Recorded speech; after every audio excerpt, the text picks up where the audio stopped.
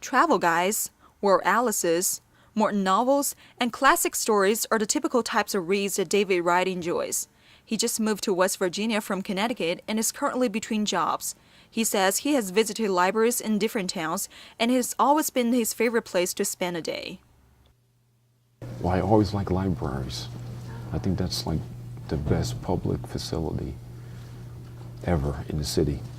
And even when I was back home, wherever I go, I always find where the library's at, and I spend a lot of time there because you can focus, it's quiet, and you can like get into whatever subject you want, and it's very relaxing. And I've always liked libraries. I don't get excited too much about a movie. Supposedly filmed it in New Mexico. Wright lives at a local homeless shelter and usually spends his day in a public library and a nearby coffee shop. He says he's content with the inner peace that the library helps him to find, but he has other expectations.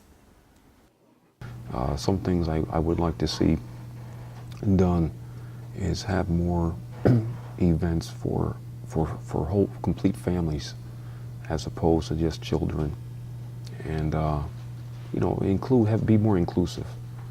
You know, not something rated R, but something that's family, you know, a whole family, mother, mom, dad, and the children can all sit and watch together. Library staff realizes their patrons have many hopes, but they also think the public needs to understand that the library operates just like any household with bills to pay. Reference desk head Mary Schmetzer says the large collections in the library are not all from donations. The library makes its own purchases most of the time. Funding, yeah, is always a problem. Folks want to have access to us a lot. Well, we have to have staff to keep it open a lot. And for security reasons, we can't just have like one person on each floor. So there's the problem there with just paying staff.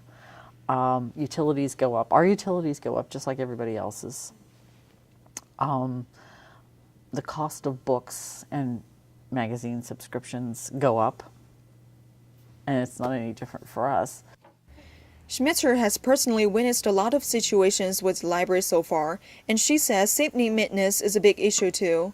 The library hosts a number of homeless people every day, and a few of the unstable ones may occasionally cause some trouble. David Wright says a case of vandalism happened in the bathroom a few weeks ago. Someone set fire in the ladies' room and caused real danger to everyone in the building then.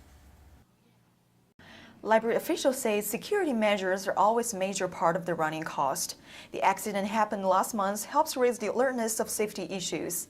Now, any patrons who need to use the bathroom have to first request a key from the staff members on duty to open the door first, and they have to keep the door locked and return the key after using it.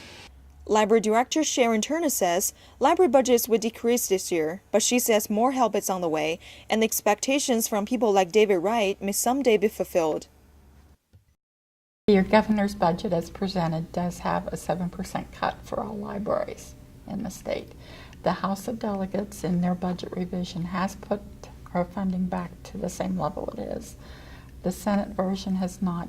So we've been working, trying to get the word out to our representatives that how important it is for us to keep that money. So we have hopes that it will be reinstated. David Wright agrees that there has to be more investment in order to improve the facilities. He also thinks it's important that the library is already doing a great job at providing any services within their power.